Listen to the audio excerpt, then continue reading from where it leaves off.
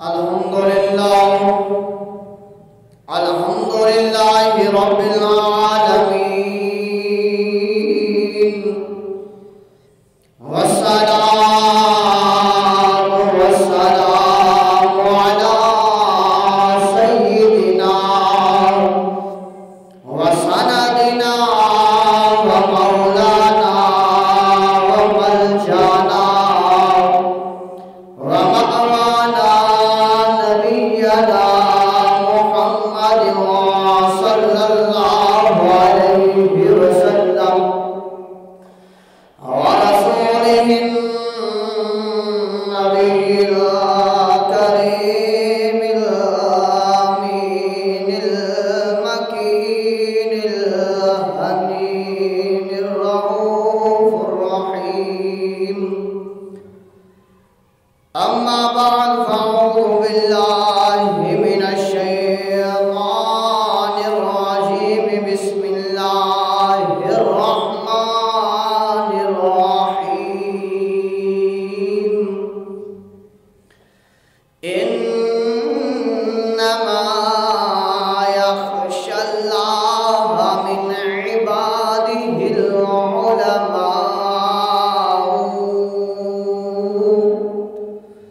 صدق الله العظيم وصدق رسوله النبي الكريم الأمين.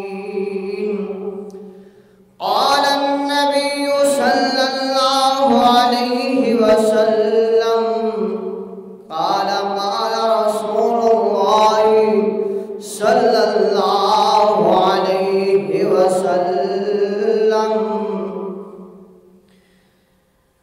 العلماء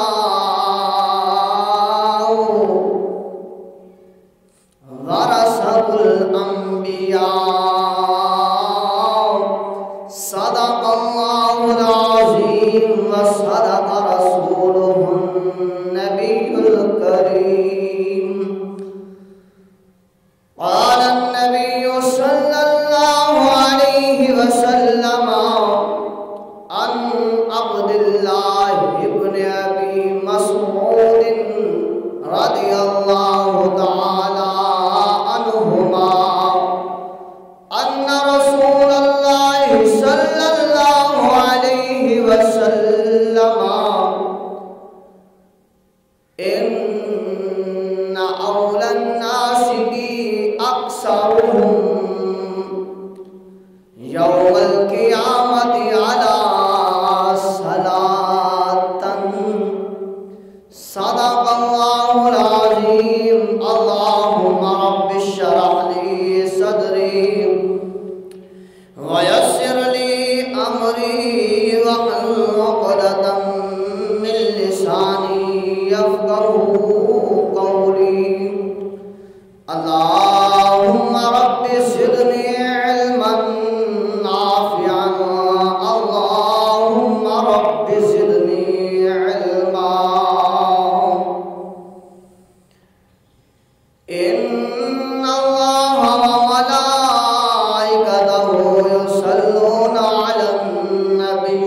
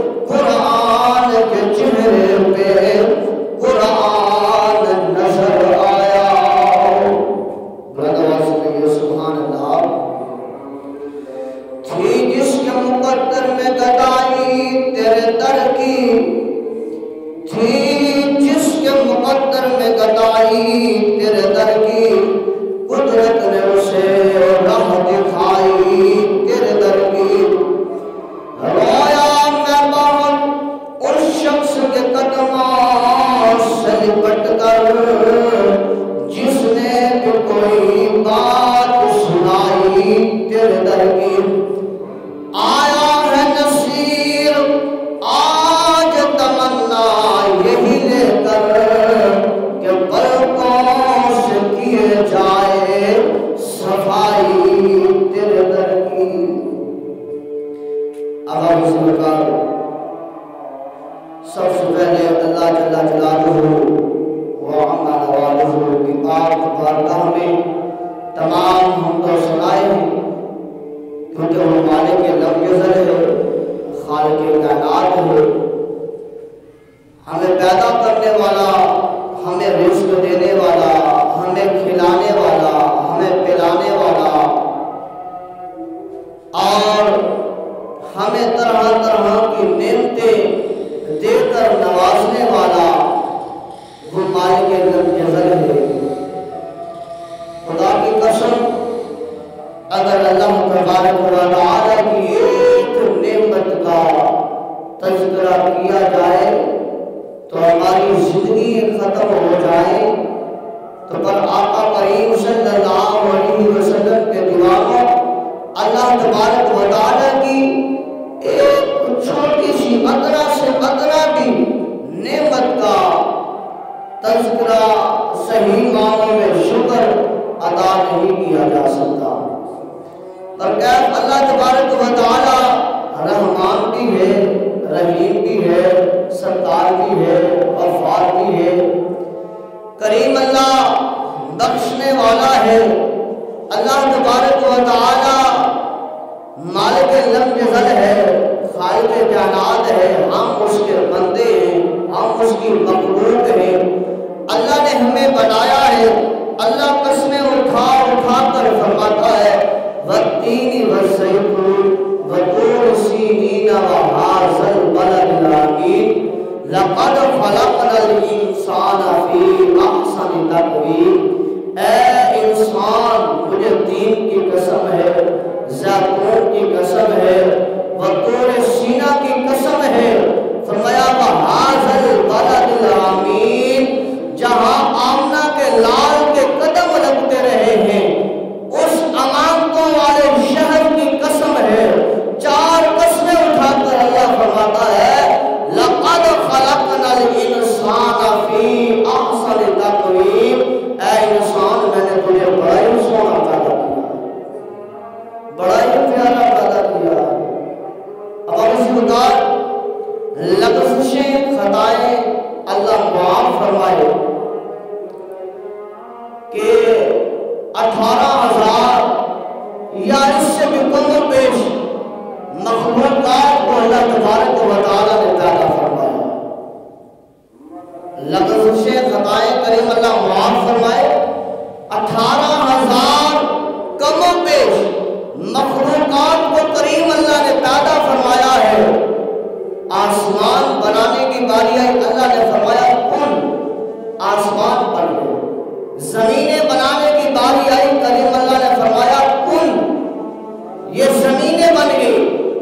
کریم اللہ نے ان جو ہے درندوں کو بنانا، پرندوں کو بنایا، کریم اللہ نے فرمایا کن ہو جا تو ہو گیا۔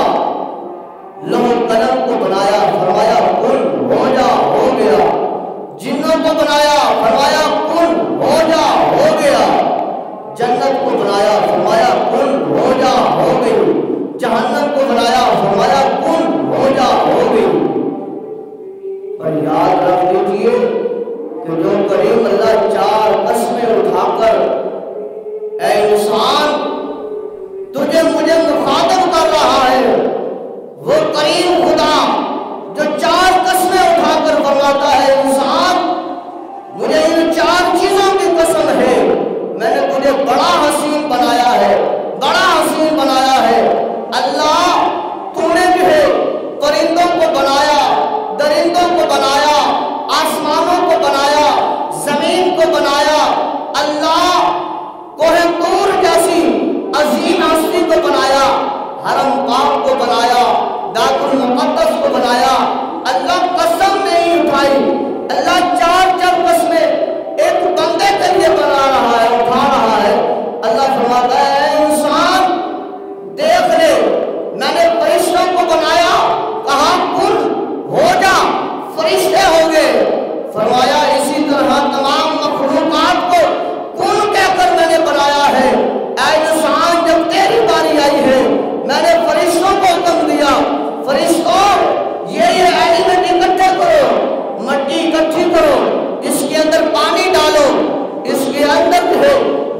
مٹیریل کو ڈال کر گاڑا بناؤ اور پھر ایک ڈھانچہ ایک شکل بناؤ.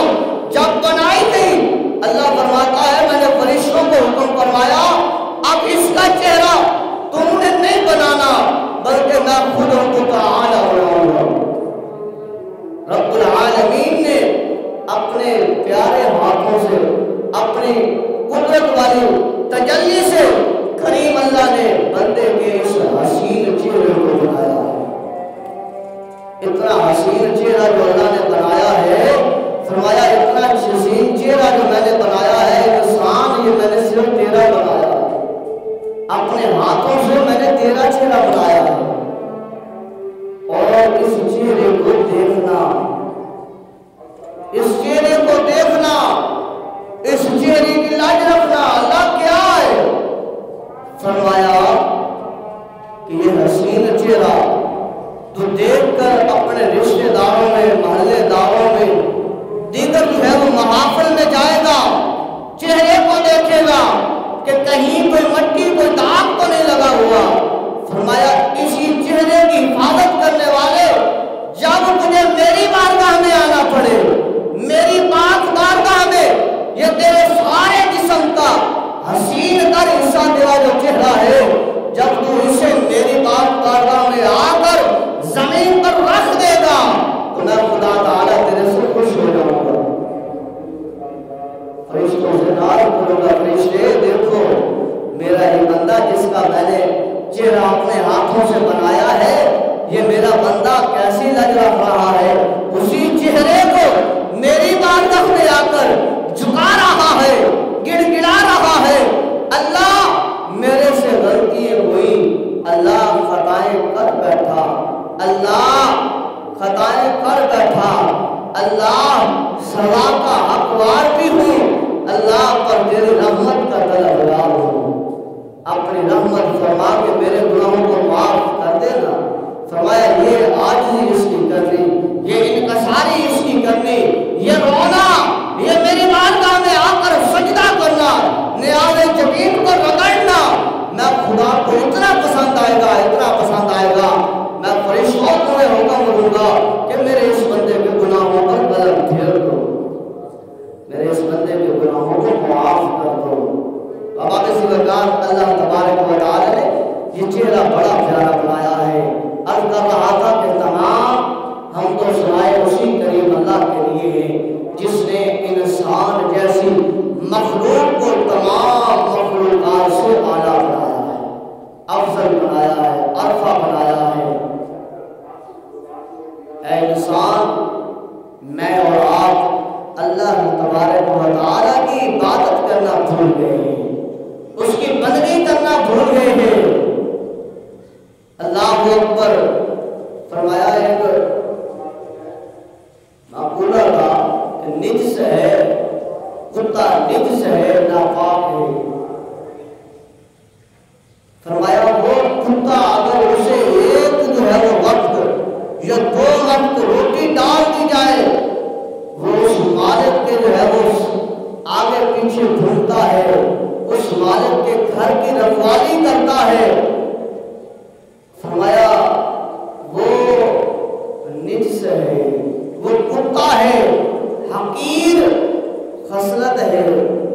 فرمایا انسان تو کیوں بھول گیا ہے تجھے تو اپنے ہاتھوں سے بنایا ہے ایک ٹائم کی روٹی نہیں بلکہ 80 سال عمر ہو گئی 30 سال عمر ہو گئی 10 سال عمر 25 سال عمر یا 100 سال سے بھی اوپر ہو گیا تجھے صبح بھی کھلا رہا ہے دوپہر کو بھی کھلا رہا ہے رات کو بھی کھلا کر سلاتا ہے تو بھوکا نہیں ہوتا تو پھر کیوں اس مالک کو بھول گیا ہے کیوں اپنا مقام بھول گیا ہے کہ تیرا مقام تمام مخلوقات سے اعلیٰ عرفہ ہے بلندی ہے تیرے مقام کی پر کون ہے میں جو ہوں وہ مالک لم یزل کا اللہ اکبر حکم ماننا بھول گئے اللہ اکبر کی صدا بلند ہو اور ہم اپنے کاروبار میں اپنے معاملات میں مگن نہیں اور ہم کہیں ہمارے پاس ٹائم نہیں ہے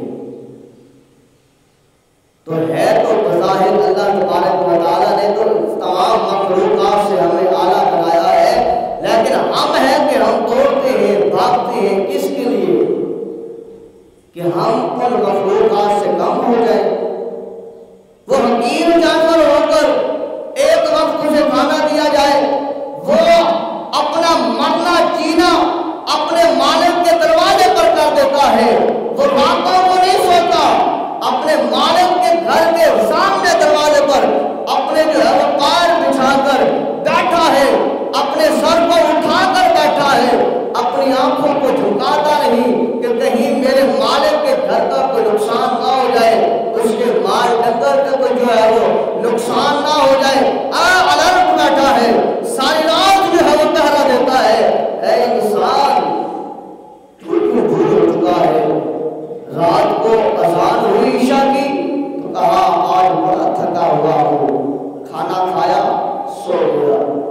صبح راتیں لمبی، رات جو ہے وہ کروٹیں بدلتے بدلتے گزر گئی، نیند نہ آئی، پر جب صبح اللہ اکبر کی صدا بلند ہوئی ہم نے سنی اور پھر کہا چلو پھر پڑھ لیں گے، بعد میں پڑھ لیں گے، بعد میں پڑھ لیں گے۔ تو ذرا موازنہ تو ہم اپنا کریں کہ ہمارا موازنہ کیا ہے؟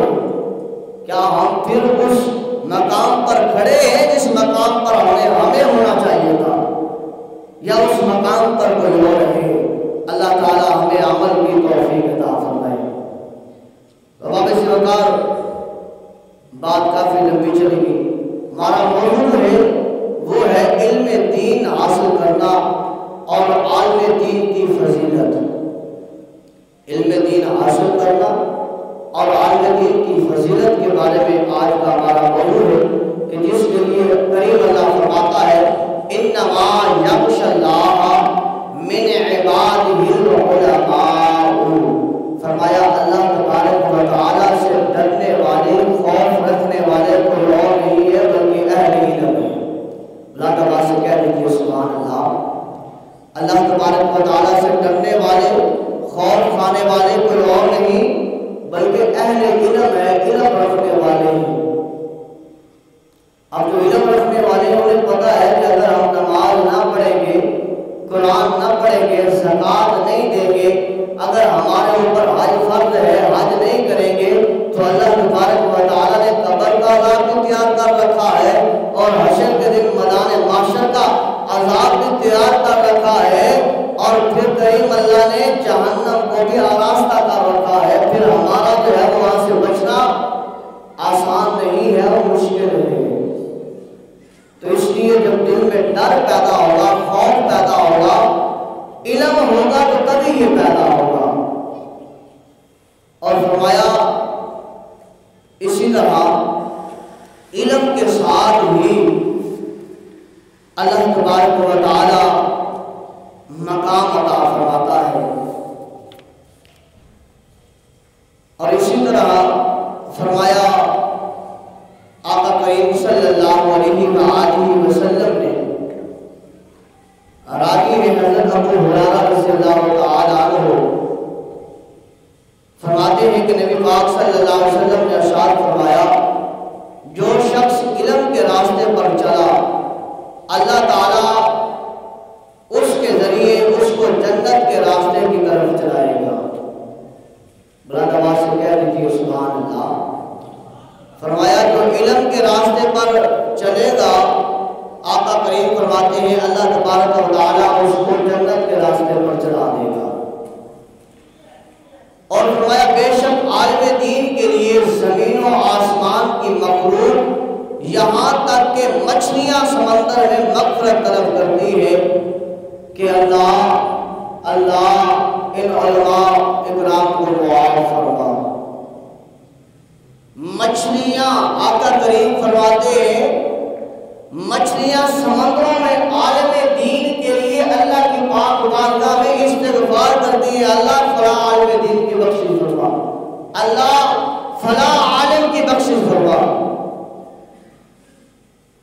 اللہ نے انسان کے لیے قسمیں اٹھائی، چار قسمیں اٹھائی اور فرمایا اے انسان میں نے تجھے کتنا حسین بنایا ہے، پر انسان عالم کے خلاف باہر کھڑا ہو کے گالیاں بھی دے رہا ہے، عالم کے خلاف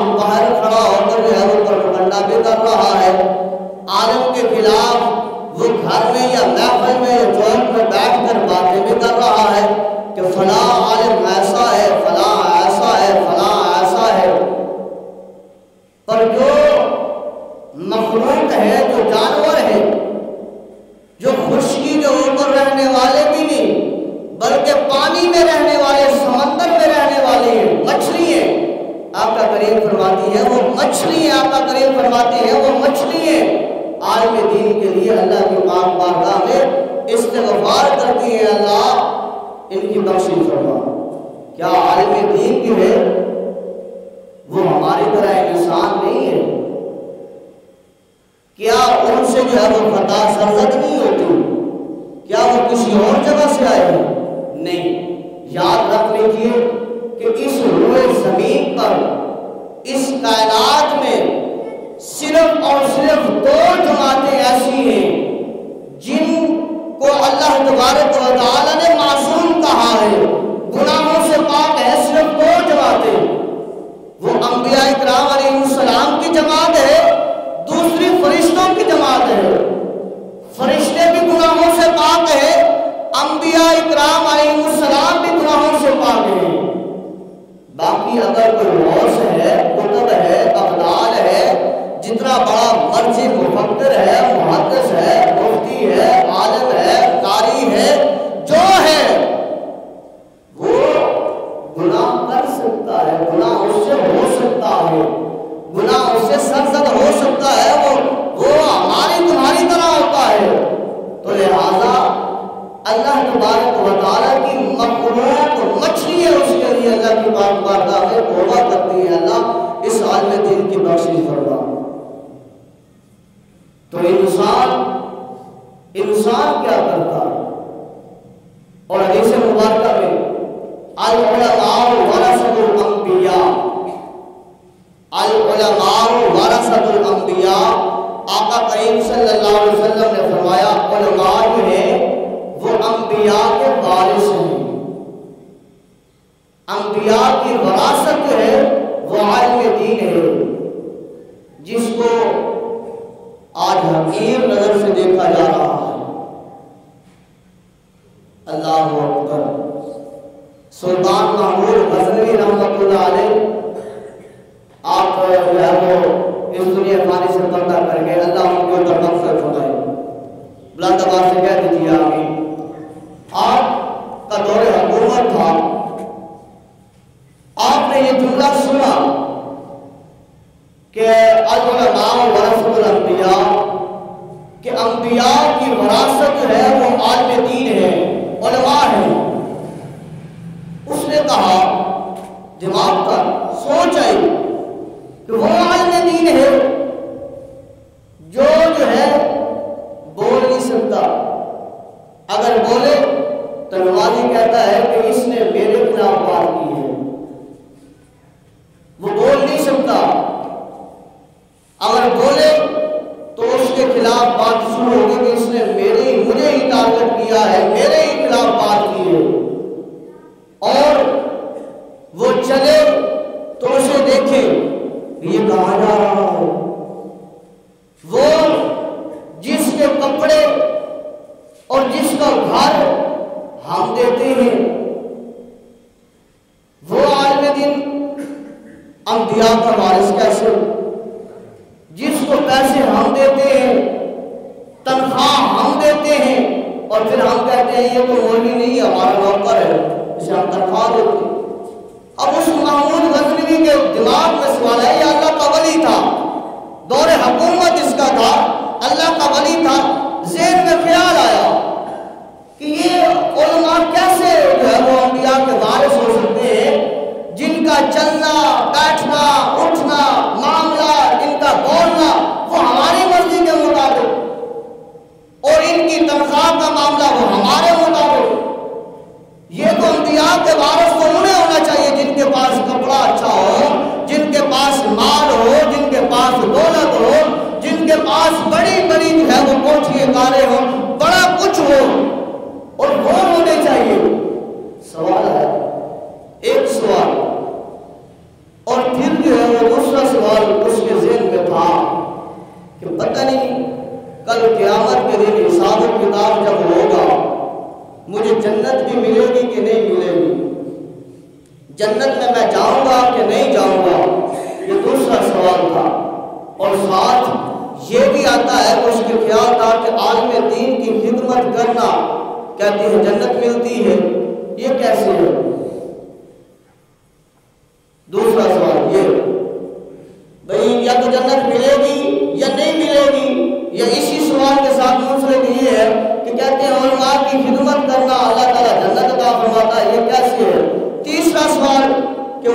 جو ہے وہ لوگ اسے کہتے تھے کہ یہ بادشاہ کا سگا بیٹا نہیں ہے بلکہ یہ لے پالک ہے، بادشاہ بے اولاد تھا، یہ بادشاہ نے کسی کا اٹھا کے اسے پالا ہے۔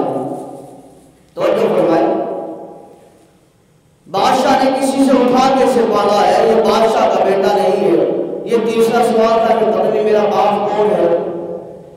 لوگ کہتے ہیں کہ یہ اپنے باپ کا نہیں ہے، بادشاہ کا بیٹا نہیں ہے، بادشاہ نے کسی کا یہ اٹھایا ہے، پالا ہے۔ یہ تین سوال اس کے دماغ میں کھٹکتے رہتے ہیں۔ وقت گزرتا رہا، یہ تین سوال اس کے دماغ میں تھے۔ انبیاء کے وارث کیسے ہیں عالم دین؟ اور جو ہے وہ ان کی خدمت کرنے سے جنت کیسے ملتی ہے؟ کیا میرا باپ جو ہے یہی بادشاہ ہے یا کوئی اور ہے؟ یہ تینوں سوال اس کے دماغ میں تھے۔ زندگی گزرتی رہی، دن گیا رات گئی، دن گیا رات گئی، مہینہ گزرا، جو بھی وقت گزرتا رہا، وقت ایسے ہوا کہ وہ ایک دن اپنے مشیر سے، وزیر سے کہتا ہے کہ آج ہم نے جو ہے وہ رعایا میں جانا ہے، آج دیکھیں تو صحیح ہماری ملکیت میں جو لوگ ہیں وہ کیسے زندگی بسر کر رہے ہیں۔ وہ جو ہے وہ ساتھ جو ہے وہ مشیر اس کے موجود ہے۔ اب رات کا اندھیرا ہے، رات کا اندھیرا ہے، اب بادشاہ اور وزیر ساتھ اکٹھے چل رہے ہیں۔ بادشاہ کے وزیر کے پاس ایک اعلیٰ مشعل ہے جس کو جلا رکھا ہے، اور بادشاہ جو ہے وہ ساتھ ساتھ چل رہا ہے۔ کیا دیکھتے ہیں کہ ایک کباب فروش ہے جس کی ریڑھی لگی ہوئی ہے، اور اس کے سامنے جو ہے ایک طالب علم کھڑا ہے جو علم دین حاصل کر رہا ہے۔ بلند آواز سے کہہ دیجیے سبحان اللہ۔ عالم دین ہے، علم دین حاصل کر رہا ہے۔ وہ کیا کرتا ہے کہ جب بھی تھوڑی سی جو ہے وہ ہوا چلتی ہے، وہ اپنا ورقہ یا وہ اپنی کاپی اس شعلوں کی طرف ایسے کرتا ہے اور سبق دیکھتا ہے اور پھر یاد کرنا شروع کر دیتا ہے، دیکھتا ہے یاد کرنا شروع کر دیتا ہے۔ بادشاہ نے دیکھا کہ بار بار جب بھی تھوڑی سی روشنی ہوا پڑتی ہے یہ ایسے کرتا ہے اور پھر پڑھنا شروع کر دیتا ہے۔ بادشاہ قریب گیا، بادشاہ نے پوچھا اے بندے خدا بتا کیا کر رہا ہے؟ کہا علم دین حاصل کر رہا ہوں، غریب ہوں، یتیم ہوں، میرے پاس اتنے وسائل نہیں ہے کہ میں ایک دیوا خرید کر گھر میں اس کے تیل کا بندوبست کر کے اور جلا کر میں جو ہے وہ اپنا جو ہے وہ علم حاصل پورا کر سکوں، لہذا میں ایسے کرتا ہوں روزانہ رات کو اس ریڑھی کے سامنے آ جاتا ہوں، جیسے یہ جو ہے وہ کباب بنانے کے لیے ہوا دیتا ہے اس شعلوں کو، وہاں سے روشنی پڑتی ہے، میں کتاب آگے کرتا ہوں اور سبق دیکھ کر پیچھے آ جاتا ہوں، یاد کرنا شروع کر دیتا ہوں۔ اگر میں وہیں کھڑا رہوں تو وہ ریڑھی والا میرے سے غصے ہوگا کہ تو نے لینا دینا ہے نہیں، تو ادھر پاس کھڑا ہے۔ فرمایا یہ یاد کر رہا ہوں۔ بادشاہ محمود غزنوی نے کہا اچھا، تو محمود غزنوی نے اپنے وزیر کو کہا یہی جو مشعل ہے، یہی جو دیوا ہے، یہی جو چراغ ہے اس نوجوان کو دے دے، اور تیری ڈیوٹی ہے کہ تو نے روزانہ آ کر اسے تیل بھی جو ہے وہ مہیا کرنا ہے تاکہ یہ علم دین صحیح طرح حاصل کر لے۔ یہ دے کر وہ محمود غزنوی واپس جاتا ہے اندھیرے کی صورت میں گھر، اور اپنے بستر پر آرام کرنے کے لیے لیٹتا ہے، اپنی آنکھوں کو بند کرتا ہے، ذہنی دل کی آنکھیں کھل جاتی ہیں۔ امام الانبیاء صلی اللہ علیہ وسلم اس کے گھر تشریف لے آتے ہیں، آقا کریم فرماتے ہیں اے سبق تغین کے بیٹے، بلند آواز سے کہہ دیجیے سبحان اللہ۔ امام الانبیاء صلی اللہ علیہ وسلم نے فرمایا اے سبق تغین کے بیٹے، تو نے انبیاء کے وارث کی خدمت کی ہے، اللہ تبارک و تعالیٰ اس عمل کی وجہ سے تمہیں جنت عطا فرمائے گا۔ اس کے سوال کتنے تھے؟ 3 سوال تھے جو اسے کھٹک رہے تھے۔ کیا میرا باپ یہی ہے؟ کیا عالم دین انبیاء کے وارث ہیں؟ کیا جو ہے ان کی خدمت کرنے سے جنت مل سکتی ہے کہ نہیں مل سکتی؟ آقا کریم صلی اللہ علیہ وسلم نے ایک ہی جواب میں اس کے 3 سوالوں کو پورا فرما دیا۔ تو اب اسی پرکار اللہ تبارک و تعالی ہمیں عمل کی توفیق عطا فرمائے۔ آقا کریم صلی اللہ علیہ وسلم کے غلاموں سن لو، امام الانبیاء صلی اللہ علیہ وآلہ وسلم نے فرمایا کہ عرش کے نیچے ایک عرش پیدا فرمایا جائے گا۔ اللہ تبارک و تعالیٰ عرش کے نیچے ایک اور عرش پیدا فرمائے گا جس کے دروازے پر لکھا ہوا ہے کہ جس نے علماء کی زیارت کی ہے اس نے گویا انبیاء کی زیارت کی ہے، اور اس وجہ سے حضور اکرم صلی اللہ علیہ وسلم نے ارشاد فرمایا علماء کے پاس ایک گھڑی بیٹھنا اللہ تبارک و تعالیٰ کے نزدیک 1000 سال کی عبادت سے بھی زیادہ محبوب ہے۔ علماء کی بارگاہ میں ایک گھڑی بیٹھنا آقا کریم صلی اللہ علیہ وسلم نے فرمایا 1000 سال کی عبادت سے بھی زیادہ افضل اعلیٰ ہے۔ اور آخری بات، امام الانبیاء صلی اللہ علیہ وآلہ وسلم کا ارشاد مبارک، آقا کریم صلی اللہ علیہ وسلم نے فرمایا میری امت میں ان قریب ایک زمانہ آئے گا، فرمایا وہ علماء اور فقہاء سے بھاگیں گے، پس اللہ تبارک و تعالیٰ ان پر 3 مصیبتوں کو جو ہے وہ ڈال دے گا۔ 3 مصیبتوں میں اللہ تبارک و تعالیٰ اس قوم کو مبتلا فرما دے گا۔